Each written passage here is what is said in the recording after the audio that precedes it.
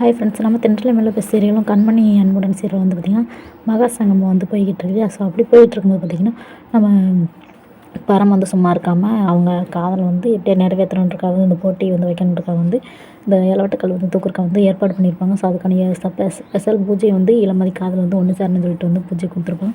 உடனே இளமதி இருந்துட்டு நம்ம பரமனை பார்த்த மாதிரி இருப்பாங்க. ஐயோ இளமதி நான் எதுவுமே பண்ணல சண்டைக்குழி அப்படின்ற மாதிரி வந்து நம்ம பரமனை பார்த்து பரமன் சொல்லுவாங்க. சொன்னதுக்கப்புறம் பார்த்திங்கன்னா ஸோ இளவட்டுக்களை தூக்குறது வந்து போட்டி வைக்கிறாங்க. உடனே பரம் வந்து என்னால் தூக்க முடியாது சாமி அப்படின்ற மாதிரி சொல்கிறாங்க. உடனே இளமதி இருந்துட்டு நீ வா பரமா நான் சொல்கிறேன் நீ தூக்கு அப்படின்ற மாதிரி சொல்லுவாங்க. சொன்னோன்னே பார்த்திங்கன்னா கல்லை தூக்க போகும்போது பார்த்திங்கன்னா நம்ம அன்பு வந்து சொல்கிறாரு இந்த மாதிரி நீ தூக்கு கண்டிப்பாகவும் நீயும் இளமதி கண்டிப்பாக ஒன்று சேர்ந்துருவீங்க அப்படின்ற மாதிரி சொல்கிறாங்க.